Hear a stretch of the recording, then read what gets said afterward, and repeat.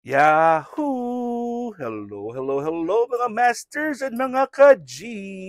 Good morning, good morning, good morning, good morning po sa inyong lahat. Nandito pa ako sa likod. Siyempre sa buong Pilipinas dyan at lahat ng Asian countries at kung saan ka mang napalop ng ating mundo. Ay good morning, good noon, good afternoon, good evening at good night na rin po sa mga matutulog na. At siyempre, araw ng linggo po ngayon at tayo po ay magpapahinga. Siyempre, alas 6 ng umaga sa Pilipinas ngayon. But ang iba dyan ay pupunta muna ng simbahan, church first. Siyempre, si God muna yung unahin natin, di ba?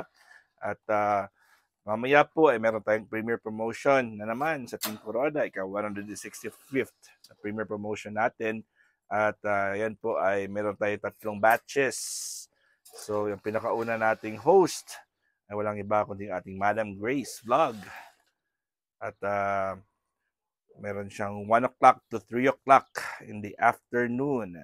And to be followed po yan ng ating Yams OFW Vlogs, the Sakalams, from 4 o'clock to 6 o'clock in the evening. At yung last natin ay si Daphne B Vlogs from 7 to 9 sa gabi. So, re-refill lang natin ngayon ang pagkain ng gin natin. Bumili na po ako kahapon ng bagong batch ng kanyang spring mix kasi ito na lang po yung natira for today. Grabe talaga ang gin natin kumain at ano na po siya kumain. Mamadali na yan, tamo. O di ba? So ano na po si gin natin kumain. 4 times, minsan po ay 5 times na po siyang kumain sa isang araw.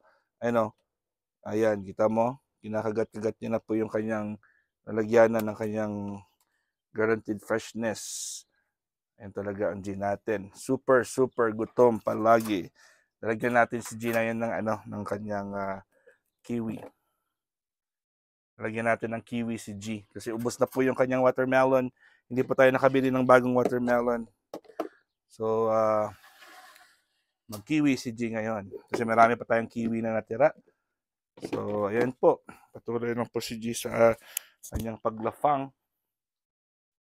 Kunin ko lang po yung kanyang kiwi sa loob ng kwarto ko kasi linagay ang kiwi. Ayan po mga masters, anong balita po sa inyong lahat dyan, mga ka-G? Anong balita? Siyempre, tayo po ay papahinga araw ng linggo at hindi po ako mag-host ngayon. Meron po kaming simula po kagabi ay nag-umpisa po akong maglinis ng aming bahay at saka clinic. Ang clinic pa lang inuna ko kagabi. Pero nung umuwi na po ako, medyo nagligpit-ligpit din ako ng aming bahay. Kasi po meron kaming inspection, parang building inspection sa clinic at yung may-ari din ng bahay namin, ng apartment na kung saan kami nagre-rent. Nagre-rent kasi kami ngayon ng daddy ko kasi nung nag-divorce po sila ng kanyang asawa ay ayun po ay yung bahay ay nandun pa sa kanya. Hindi pa po sila nakapag-settle. Ito po. Yung kanyang kiwi ng ating G. Siyempre, kiwi ng ating G ay ating isa-slice po yan. Ano lang siguro. Ibabalatan natin para bilog.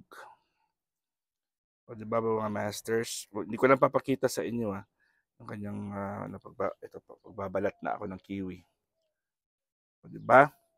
So ayun po at meron po kaming inspection for the whole sa Monday bukas. So hindi po ako pwedeng hindi maglinis dahil part ng building permit po yan ng coding. So kailangan ko maglinis at mag-general. Mag-spray po ako ng mga insecticides. Kasi wala kaming work every Monday. Timingan din po. So ngayong Saturday and Sunday po, Saturday, tapos kami ng work mga 4:30. So, hindi na po ako nagpatumpik-tumpik pa.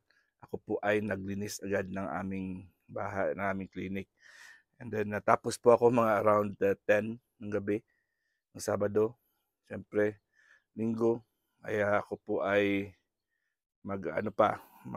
instead po ako mabuti na lang at hindi ako nag-live, hindi ako nag-premiere promotion, nag-host, dahil po ay maaga po ako magising Sunday. So dapat mga 5:30 ako mag-uumpisa na rin sa paglinis kasi dalawa yung lilinisan ko. Hindi ko naman pinapalinis ang daddy ko kasi ako lang po. Ito na po yung kiwi ng gin natin, no? Bilog na bilog po yan. Subukan nga natin kung kakainin ng gin natin, yung bilog na kiwi. Di ba mga masters? Patay lang natin kay G kung kayang-kaya niya po kainin ang buong kiwi. Ito po, lagay natin dito ang kiwi niya. Hindi natin, no? Ayan, gusto niya po sanang lumabas. O, di ba? Lalabas ka ba? Lalabas yan. Tatalon yan. Tumalon na. Tumalon na si G natin. O, di ba? Ayan mo, kakain ng kiwi yan. O. Ano kayo gagawin niya sa kiwing bilog? Bilog na kiwi. Hindi niya kaya kainin ang bilog na kiwi. Torture natin si G. Ayun na. Tira niya na yung buong kiwi, oh. Grabe talaga yung appetite ng G natin.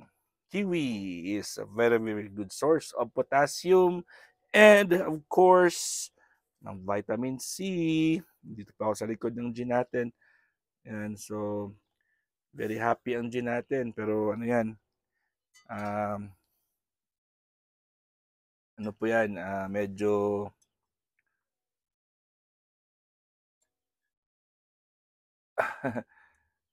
ano yan, irritable yan. Kasi hindi niya makain ng kiwi ng maano kasing kiwi, slimy. Very slimy ang kiwi. favorite talaga ng G natin ng kiwi, no? At saka yung watermelon. Yan po yung mga binibili natin sa kanya. Fruits. Papaya, pwede naman ng papaya, pero never pa ako nakabigay sa kanya ng papaya. Apple, ganun. O, di ba? So, spoiled ang ating G. Very spoiled yan, syempre. Bigay lahat sa kanya kasi love na love ng daddy yan. Grabe talaga ang paglalab ng daddy sa ating G. Huwag na. Ano ko yan? Ito na, oh. Ano yan? Na-frustrate yan kasi hindi niya makakain yung kiwi niya. Madulas ang kiwi ng G natin, eh. Kita mo yung itsura niyo. Itsura niya sa amin. Ano ba yan, daddy? Parang gutom na ako pero pinapakiwi. Yung kiwi mo, walang kwenta. Sabi niya. Ano ba yan, daddy? Yan, nakainin mo ng kiwi, oh. Yan na. Dito lang ako sa likod, oh. Sa reflection po ako ng G natin. Ayan, nakakain niya naman pala. Yan. So, very nutritious po yan ang kiwi. Siyempre. At mahal. 50 cents per kiwi po yan.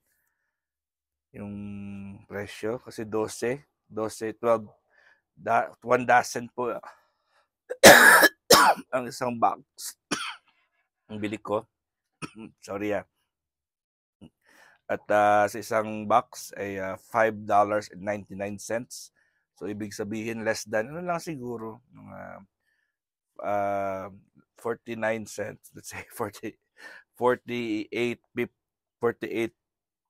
cents or something like that. Yung isang kiwi. So, pag i-convert natin siyempre sa Pilipinas, 50, yung half a dollar, 50, ano yun ba, 56 ngayon? O, di ba? So, mga ano yan, 20, magkano ba? 28 pesos ang isang kiwi. Yan po. So, isang kainan na po ng G natin yung isang kiwi. So, syempre din natin kino-convert na yan. For the sake lang po yung ng presentation natin. So, ganun ka-special yung ating baby. G, the gorilla, girly, cutie patuti, iguana. Na mahal ng daddy yan. Siyempre kung sino po yung nandito ngayon, alam ko po na love niya rin po yung ating G. Yun, yung aming bahay po, yung aming apartment, ay malapit po sa train. Hindi naman malapit pero naririnig po yung train. Union Pacific po yung train na company. So yung train na yan ay nag-export, nagdadala po yan ng mga produkto from here to California, to San Antonio. Yun po yung kanilang mga siya yung isa sa mga major transportation para sa mga pag export import ng mga produkto. Ayun naririnig niyo yung train, di ba? So sila po yung isa sa mga transportation para mapabilis ang pagpadala pag-transport ng mga goods.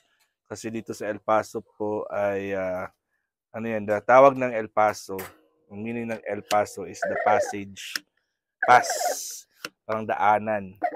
Kasi kami po yung sa gitna ng halos lahat. California, dadaan yan, papuntang diba sa California, dadaan yan sa Phoenix, sa Arizona, and then dadaan yan sa New Mexico, and then El Paso. And then ang El Paso yung pinaka first na city na papunta na po yan sa buong pabuong Texas na state. Kasi yung Texas po ay malaki. Super laki po yung Texas. As in. Ayun na pala, wala na palang natira, oh. Yung gin natin, spoil na spoil. Inom na yun ng tubig. Ayan. So, ang Texas po ay super laki po yan ng Texas. Hindi mo matatapos ng isang araw yung pagpasok mo ng Texas, El Paso, hanggang sa pinakahuli na part ng Texas, hindi mo yan mauubos ng isang araw. So, Texas is one of the largest na state ng Amerika. So, yun po. So, kahit lang El Paso, papuntang San Antonio, Texas, 7 oras na drive po yan. 7 hours drive. 10 oras naman papuntang Houston. So, imagine niyo yan pa lang. Maraming part pa yung Texas. And, syempre, hindi naman pwedeng diretso-diretso ang pag-drive. Kasi usually po ay may mga breaks yan. Magsa-CR ka, makakain ka. Unless kung meron kayong baon at nagmamadali po kayo, ay talagang sa kotse na po ang lahat. Ayan, pagkatapos ng kumain ng kiwi, ay kumain na naman po siya ng gulay. So yun ang gin natin. Gutom na gutom yan palagi. Dahil po ay yan na po ang ating bagong G. Always gutom, always gutom at always naghahanap ng food. O di ba mga masters? Ano ba ang bago diyan? Siyempre ang G natin ay always papakainin ng daddy yan. Dahil po, obligasyon po natin na i-feed ang G. Kasi syempre ang G natin ay ating pet po yan. Alright, so malapit na po tayong matapos at 14 minutes na po tayo mga masters. At maraming salamat uli sa patuloy niyong suporta sa ating All About G, The Green, Girly, Iguana, Daily Vlogs. Siyempre, kita-kits tayo mamaya sa ating premiere promotion. Kahit hindi po ako yung host, sana po ay manood pa rin po kayo. Support lang po niyo ang ating mga programa ng Team Kuroda. At kita-kits ulit tayo. Keep it up mga masters. Continue na po tayo sa ating pakikipaglaban sa ating YT world. So hanggang dito lang po tayo. At sa mga naka-live po ngayon, bumaba na yung G natin. Sa mga naka-live po ngayon, Pakibaba nyo na lang yung mga links nyo at sigurin kayo namin. Maraming salamat ulit sa inyong love and support. Again, this is your Master Worm and G, the green girly iguana. God is great. Yeah.